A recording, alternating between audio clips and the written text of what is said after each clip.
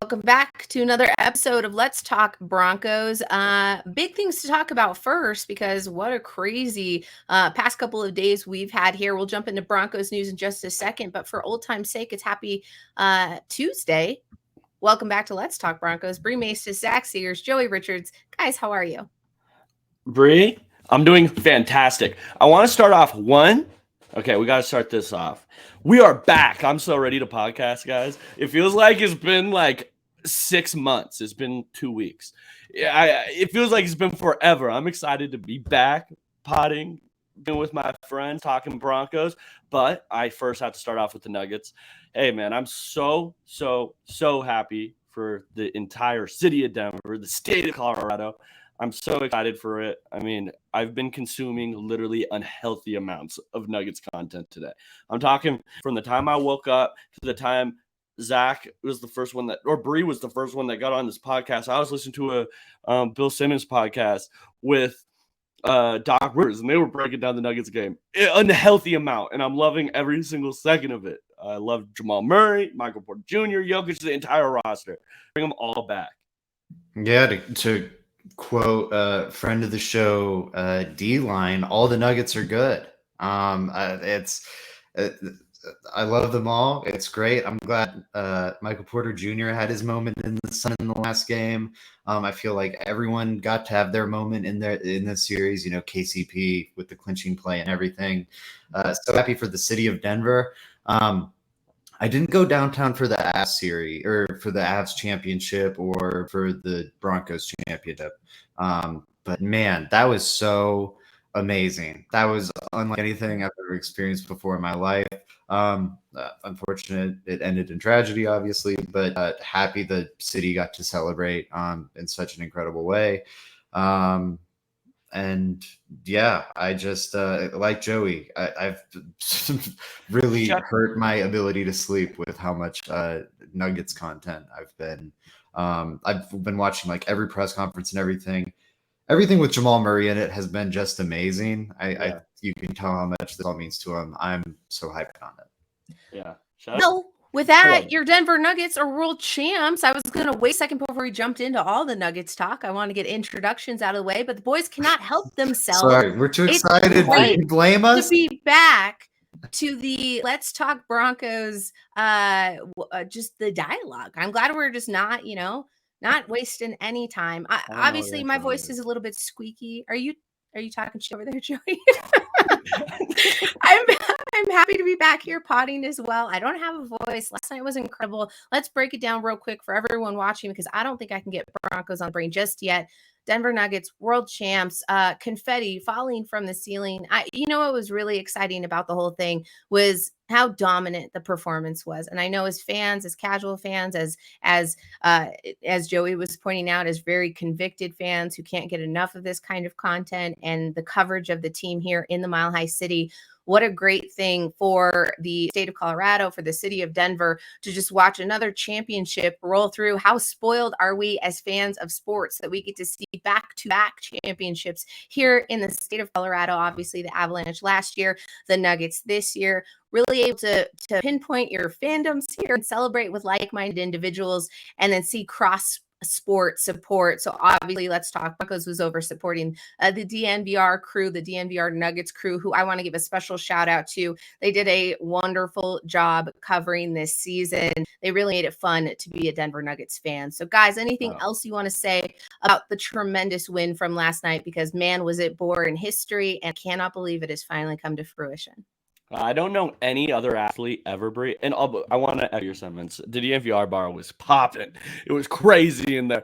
I mean, it was wild. I had to buy.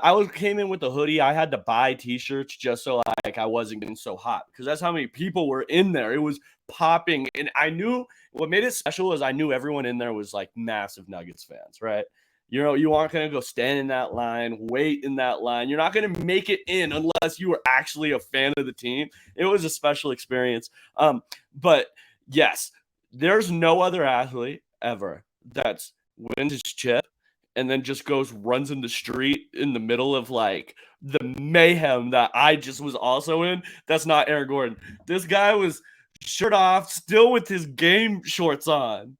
That was unbelievable. Shout out AG, man. AG is awesome. He wanted to come feel it, how the city was feeling, and that was cool. I thought Man that of was the really, really people. cool. Yeah, that was amazing. I love also like you said, no one reacts like Aaron Gordon did, maybe, and no one reacts like Nikola Jokic, where his reaction to finding out he has to do a parade is hilarious. Bro, he just wants to see his horses. Publicly leveraging Josh Kroenke for use of the team's private plane is hilarious. Him not really being enthused by like the champagne thing, and it's great. Like clearly he's enjoying it. You saw the whole pool splash moment. Like that's great. Man, everything Jokic, all the Nuggets are not only good but just lovable and enjoyable, and can't get enough of it. But yeah, that's all I have to say about the Nuggets. All right, we'll go on to the Broncos, but special shouts out to Ryan Blackburn over on Twitter. You can follow all of his coverage, or if you'd like, over to milehighsports.com. Watch Pick, Axe, and Roll. He'll be breaking down everything. I know there's a little bit of an off season coming up, but there's still work to be done, so you want to keep an eye out for that as we prepare for the next season. So absolutely special shouts out, because we love him as a colleague, as a coworker, and someone who we lean on tremendously for coverage of the Denver Nuggets. So special shouts out to him as well, because I know he's poured his heart and soul into this beat, and obviously this win just it really envelopes the entire community. So on that note, I will stop running my mouth about the Denver Nuggets, because we've got Broncos news to talk about. Obviously, Let's Talk Broncos took a little bit of a break, and we were having a little bit of an off season. So happy to be back. We'll start season 2 as we approach training camp. But for right now, let's break down a couple of things that happened. I know Zach Sears and I talked about it on the Fan Cave for Mile High Sports Radio, but I wanted to give you guys the opportunity to give your thoughts on the release of longtime Denver Bronco Brandon McManus. I don't know if we necessarily saw it coming, being the longest tenure Bronco, being the only member from the Super Bowl 50 run, a long period away from a championship parade the Denver Broncos have been. Let's talk about the release, and did the timing seem a little bit suspect? Because I think he even had comments on KOA with Ryan Edwards where the timing was the most shocking part of it. He understands it's a business. The NFL league-wide makes decisions all the time to save some cap, make moves to bolster the rest of the team. But do you think it was just football that initiated this move for the Denver Broncos? I'm going to go Joey first. I don't think so, Brie. I think, okay, this is going to be really weird to say. And if you're not like a really big Broncos fan, if you're just a viewer, you like watching the Broncos, but you aren't super in tune with the team, this is going to sound a little crazy. But Brandon McManus is super vocal. The kicker, yes, I know. The kicker, super, super vocal in the locker room. When you're trying to uproot a culture and put a new one in, much like, the Nuggets have built this fantastic culture that they have. You heard Spoelstra talking about it yesterday. Sean Payton's trying to establish something similar for the Broncos, and it's hard to do when you have a guy that has been in the locker room since they won the Super Bowl. He's the last remaining one. So that's hard to do. And it's not only that it's hard to do, it's that how vocal he was. Like some things that come to mind. He had feuded with Vic Fangio in the press conferences. Like these are things Brandon McManus have done. He goes out there, he's going to speak his mind. And I think he has an idea of what the locker room should look like in his head, or what things should look like. And he's not afraid to vocalize it. And as a new coach coming into this, you're trying to establish a new culture. That's a little scary. I think you want guys that are willing to just accept. You don't want people with preconceived notions on what a locker room should look like, what culture should look like. So I think that's a big reason why, Brie. I really do. I think that Sean Payton is just trying to establish something new. And that's hard to do with Brandon McManus. Yeah, and Sean Payton's off that Bill Parcells tree, just like Bill Belichick. So I don't know. It's not at all surprising to me that he, I don't know, just think about Bill Belichick. Like if he took over a new team and they had a vocal, strong personality kicker who, like, I think Joey perfectly laid it out, like had his own grip on the team culture and like his own vision for what the team culture should be.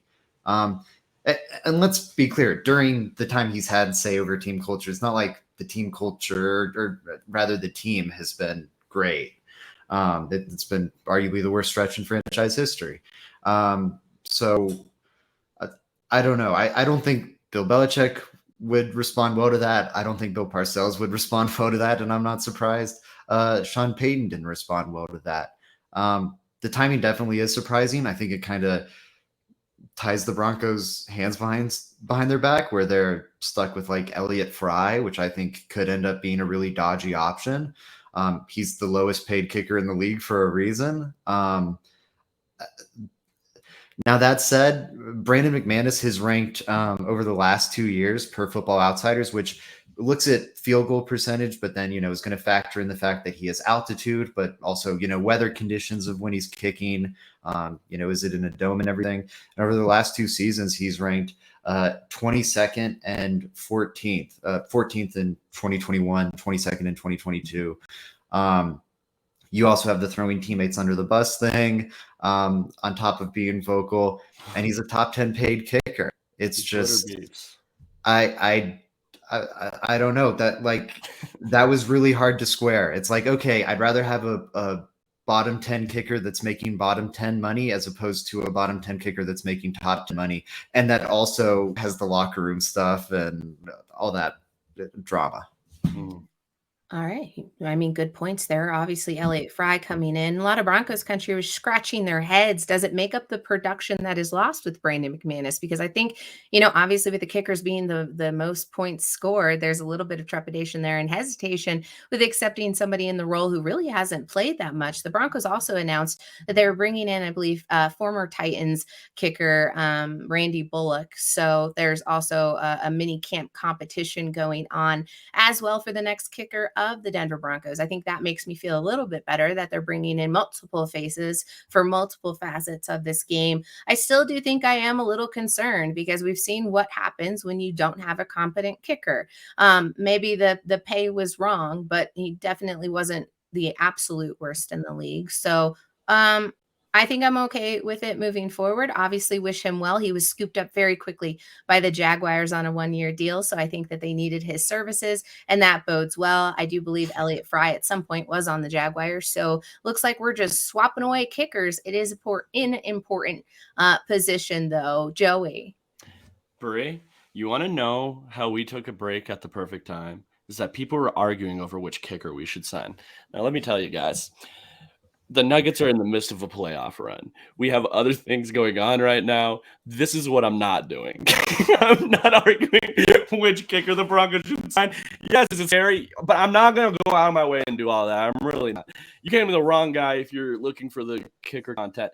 Now, we do have... Shouldn't they have drafted a kicker, Joey? You're the draft dude. Should there not have been a drafted kicker? No? I'm anti-kicker. What? I think I don't like it. I no. I think that the Broncos could go out there and sign someone. If they know what they're doing, they can get somebody. You guys, you can draft a kicker in the 7th round, sure, but I'd rather it be a player who plays on a lot more snaps and isn't just out there. I don't know. Kickers you can find. These other positions you can't. I'm good at kickers. I kind of disagree. I don't think there's many good kickers out there. I think there's like 20. Now, I don't think McManus is one of them at this point in his career. And again, there's all the other issues. So I'm fine with that part. I just wish they did it earlier in the offseason so they had options.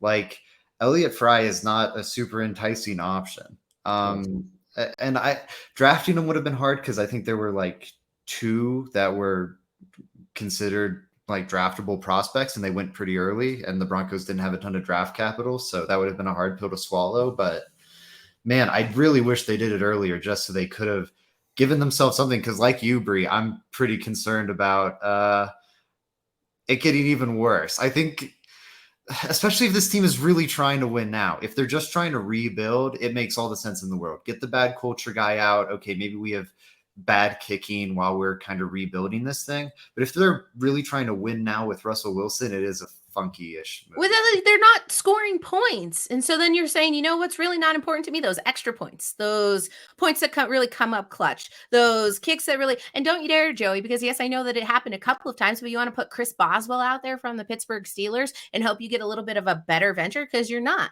He's kind of one of the worst kickers in the league. So you're saying you'd take any kicker over what was presently and already on the team. That just seems a No, little I'm funny. not to me. even saying just presently or whatever. Like, I'm not even just saying that. All I'm saying is that if the Broncos know what they're doing, I trust them handling, hey, you guys can scout kickers. It's one play. We're judging on if it goes in or not. That's the big thing. It's like I'm not sitting there breaking down film of the kickers or anything like that because it really isn't much to watch. I can look at the data and just be like, all right, he's good, he's bad, he's not it, he's good. Like I could just look at a spreadsheet and tell who's good or not at kicker. Nothing else matters. All right, so you're just a stat reader. Got it. That's all I It's had to do fine. with the kickers. All right, pull up the box score. I don't give a shit. Hey, Brie, when's the last time you checked out the McManus highlights? Let me tell you. Like, this stuff we're not discussing. Let's get off the kickers. Okay, we're off the kickers because apparently kickers aren't people. I'll be sure to clip that one and put it out on socials. Yes, Zach. I was going to say, Sean Payton has done a good job of finding kickers before. For what it's worth, he found Will Lutz for the Saints out of New Orleans, and I think he was undrafted. I know I'm trying to find his draft status right now. I don't know it off the top of my head, and the buzzer went off. The time's up thing played. Right. You want to know how he found them? Look up NFL.com/stats and then just look on the little. Okay. All right. Got more interesting news because while we were off, we also had some interesting acquisitions and then injury news. So I'm obviously talking about oh goodness, I didn't mean to click that. I thought we had another thing. We a little rusty here because it's been a couple of weeks, about 2.5 to 3. Frank Clark, former Chief, gets signed by the Denver Broncos. A little bit of shock and awe. Obviously, I knew sticker price was going to come up immediately. Then Mike Kliss reporting that Baron Browning was going to be out for some unknown amount of time. The actual hardships he's going to face as he begins to come back. But initial reports were stating that Baron Browning might be ready for sometime during training camp. Shortly thereafter, after that report was released, we got information that actually start of the season could be in jeopardy. And now we've even heard Sean Payton say that he would start the season on the PUP list. So guys, let's first talk about Baron Browning and the injury. I'm a little forlorn because Broncos country is getting a taste of the injury bug before training camp. And that is always a sad sight to see. I'm really worried about the loss of production from Baron Browning, specifically going into him really finding his stride from last season into this one. Obviously had a couple of back and strain issues from 2023. So what are we looking, or 2022, 2023, what are we looking forward from that? And Zach, I'm going to start with you. Baron Browning out with that knee procedure. How are you feeling about it? What do we do next? Yeah, I think you put it perfectly. It's going to really hurt his ability to hit his stride. I think what we've seen from Baron Browning early in his career is so exciting. It's the flashes are really special stuff, like it's stuff the elite pass rushers in the league can do and very few others. It's just he needs to, I think, develop a little more and be able to find a little more consistency. And I think that's going to come with reps. He's obviously very new to the position. That's going to be harder to come by when you don't have any reps in training camp under the new defensive coordinator in this new defensive scheme. Now, edge, I think, isn't so like defensive coordinator reliant, especially compared to the other positions on defense. I'd argue it's the least. I think, not to say that there isn't a difference. Like I do think there will be an impact, but it's not like it's a corner or something like that. That said, it's a bummer. He's now in the last calendar year had 2 lower body injuries, the hip sprain that he missed a little time with in season, and now the partially torn meniscus. That's obviously concerning. Yeah, it's a shame because I think he's one of the things Broncos fans should be most excited about, and this puts a damper on it. No, I mean, here's where I am on Baron Browning. He's fantastic. He's a really great player. I think he's exactly what we've wanted him to be coming out of Ohio State. I really do believe that. He was on a trajectory. If I'm just looking at his film, his trajectory is, Baron Browning's to be a damn good player. I think that's why the Broncos kind of felt comfortable even trading Bradley Chubb last year. Part of it was, hey, we really like this Baron Browning guy. And it is disheartening now because this has been an issue since he was in college, since he literally entered the NFL right after rookie mini camp. He had an injury all the way up until now. So it's disheartening anytime you're going to hear this guy have an injury, just because I think the talent he can be. And it's not good seeing him not play. Like, it's just not good. And having to go out there and bring in other players and stuff like that isn't exactly what I wanted to do. I just wanted Baron Browning to go out there and play ball. He showed flashes of brilliance. He really has. Like, he could be this edge one on this team. So I am really hoping that he comes back 100%, puts this injury bug behind him, has this little Jamal Murray moment, hopefully at the end of one of these years. That would be fantastic, but it is definitely disheartening at this point. It's officially official. Denver Broncos announced that Frank Clark is officially a part of the Denver Broncos now. A little bit of a fail-safe option here. I want to preface the rest of these sentiments with, I like the football move. I have hesitations with the personal stuff. And I will try to tread as lightly as I possibly can here.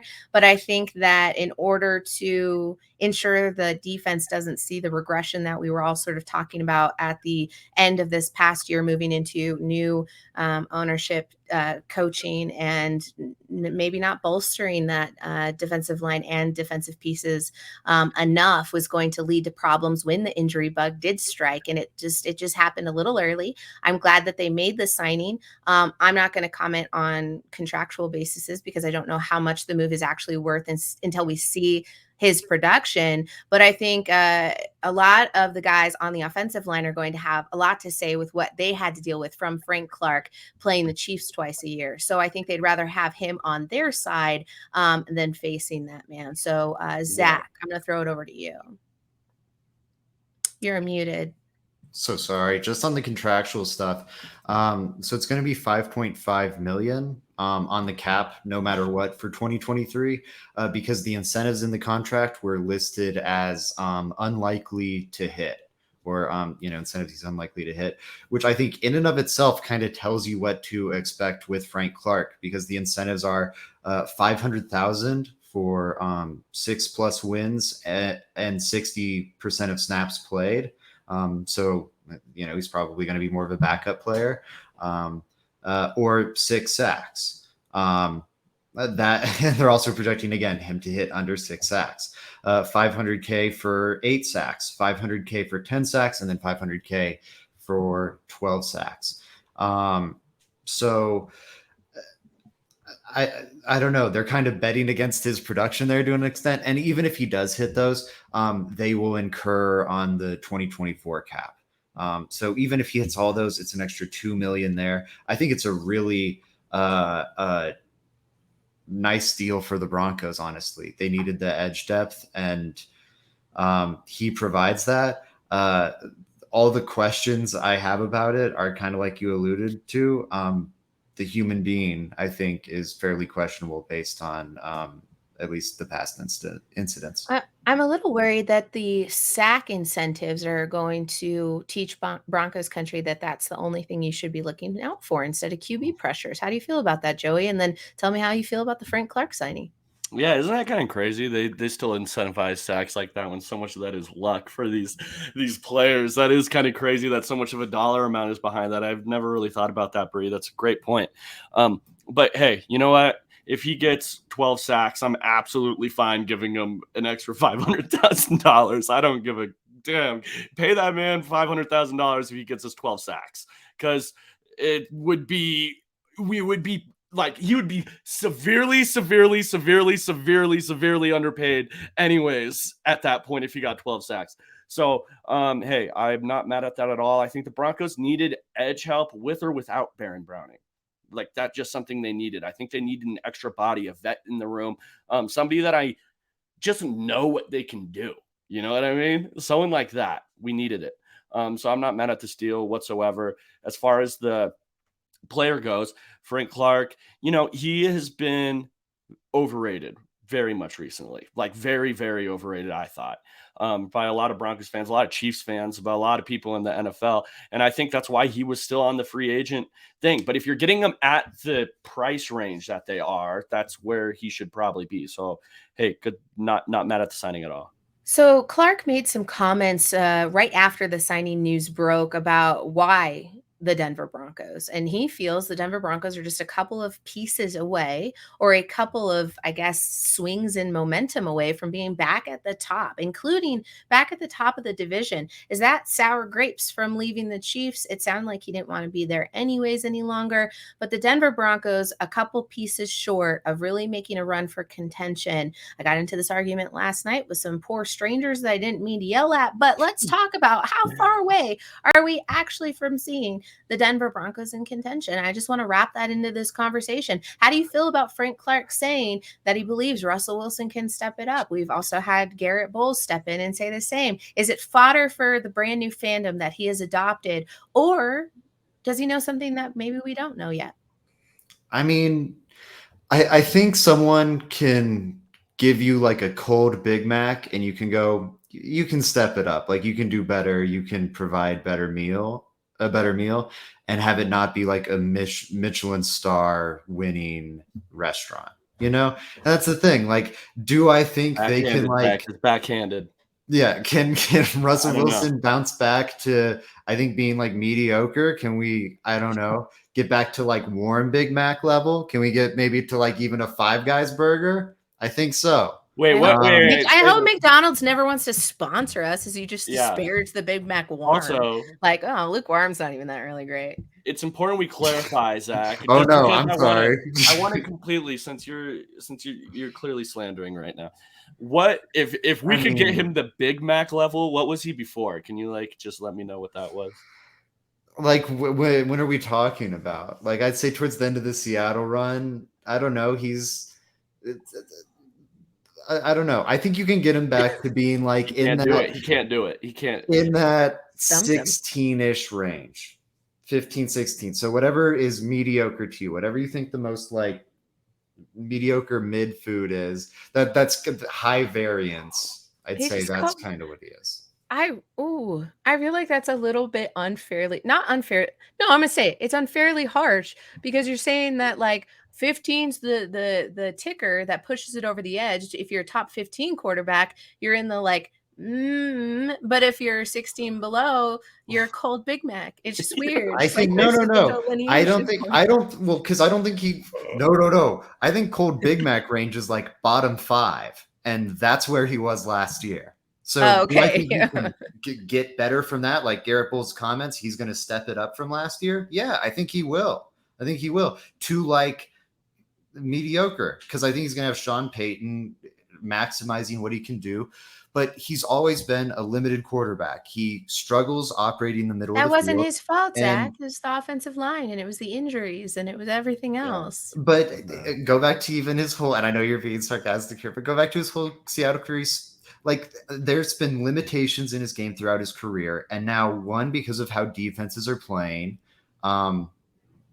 they're forcing you to kind of work in the areas that Russell Wilson has always struggled to operate in, and his exploits for that, his loopholes where I can scramble around so crazy and throw from any platform that I can create these sight angles where I can exploit these areas of the field. And the fact that I can't use quick game doesn't matter because I can extend the play so long. And now I think he's just 10-15% less mobile, less dynamic, and he can't play that same way as a result. And it can get a lot better than what it was last year. Don't get me wrong. But do I think we're going to see like elite Russell Wilson, the guy we're paying for, the guy the Broncos are traded that insane draft haul for? No, I don't think we're going to see that. Interesting. Does the quarterback hamburger comparison tier list include just fast food chain burgers, or what would be the 1, 2, and 3 spot hamburger equivalent be? It'd have to be something like, I don't know. Like I'm trying to think of like a really like a wagyu Like steak like beef blend on a brioche or something fancy, that'd and be then like from Red the heart. Robin's I like hate to say it, but a that'd be, we'll call it the dinner. Jokic because we're There we go. I really like it. I can't believe you just called Russell Wilson a cold Big Mac. Do you disagree with Everyone me? I hope. You're mad that I'm disparaging 2022 Russell Wilson? No, just like that comp, bro. That's crazy. Like where do you pull that from? He's a cold Big Mac, bro. That's like so disrespectful. I don't like that's crazy. I've never. Mr. Unlimited. That was very, very disrespectful.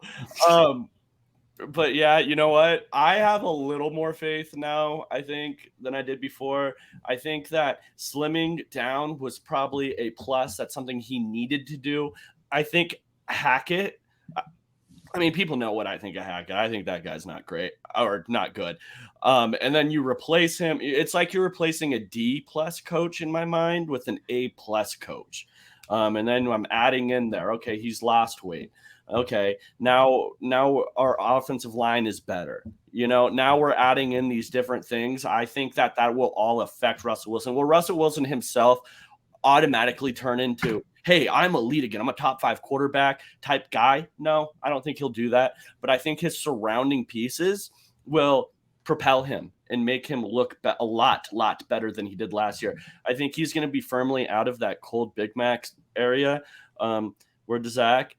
And, I think he's going to move more into 5 guys, hey, we can make this work type person, I'm learning a lot about the Let's Talk Broncos crew with their hamburger choices and their tier list. We'll have to do a draft of some sort so we can figure out where all of those land here and judge each other accordingly. I think that is what we have for the biggest storylines of the season. What I was really excited about is when the news finally broke of signing Frank Clark. I had felt like I'd found the oasis in the desert of Broncos news. It's been a while, guys, since we've gotten something that we can talk about with and being, out of the country, out of the state, all those things moved into one. Now we're back and happy to talk about Broncos alongside of you. Of course, everyone is going to be willing and waiting for their favorite time of the night, and that's Joey's question of the day. All right, guys. This one here, I'm waiting on some air horns. All right. Okay. That's this Zach's one job. here is going to be the toughest Sorry, question. I'm rusty. This one here is going to be the toughest question you've Can't ever click been them at. both. Joey wanted the buttons earlier today. Yeah, I can't get some air horns with the. Well, we go on a 2-week working break, and now on I it. can't get my air horns. I'm about to play you off with like Oscar level speech giving. Okay. Let's Okay, go. yeah. Love it. We're All right. here. In your guys' professional sports analysis opinions, Yep, that's what I am. okay, who is the best basketball player in the world? In the world? Who's the best basketball player Nikola in the world? Jokic. Yeah. Zach, who's the best basketball player in the world? Nikola Jokic. Cool. I just wanted to hear it one more time. Let's get a round of applause there. He's the best. He's the GOAT. There's nobody better than Best Jokic. there ever will be. Best there ever was. The GOAT. The conversation is now shifted. You're obviously seeing something, and we saw something happen. I don't even, I can't even conceptualize how long I think Denver Nuggets fans have been looking forward to this. All of Broncos country was alongside of you, unless you're one of those weird Lakers fans. Just kidding. We love you too, sort of, but, take the L on the way out. Guys, where can everybody find all of your tremendous work? Everyone, please follow me at JR Drafts. Make sure you're subscribing to the Let's Talk Broncos YouTube. Again, I am very, very excited to be back. I'm excited to be putting content back out on the YouTube channel. More stuff to come. Hey, keep your eyes peeled. Let's Talk Broncos. We are back and we are ready to produce a ton of content. Yeah. So, Zach, where can they find your work, man? They can find my Buffs coverage over at milehighsports.com. I got a ton of stuff going on over there because Coach Prime is seemingly always making moves. And then you can find all my Broncos stuff over here at Let's Talk Broncos. Go find us on YouTube. We're going to have a lot of Let's Talk Broncos stuff over there. And then wherever you listen to podcasts, if you don't manage to catch a full episode, you want to catch us on your commute, that's a great option too. So thank you. And if you've made it this far, rate us 5 stars, all that good stuff is very helpful. It is very helpful. Go follow me on Twitter, BrieMaestas303. Catch me on the Fan Cave 1 to 2 p.m. for Mile High Sports Radio. Zach Sears usually joins me as we break down all things Mile High Sports. We don't just talk Broncos. We talk the Nuggets, the Avs, and everything in between. Not the Rockies, though. I can't do it. I value my sanity and my mental health too much. But I did want to say that, if you've made it this far, please do me a solid. This is me personally asking you to go subscribe over to Let's Talk Broncos Twitter, Facebook, and especially the YouTube page. You can find us searching Let's Talk Broncos. Find us and watch us over there too, because we do have exclusive content that you can only find over on that YouTube page. We'll talk to you guys when we're back, and then we'll get a full season schedule going for you for season 2. We're looking forward to it. Thanks for joining us again, and we hope you missed us because we missed you. Good night, Broncos country.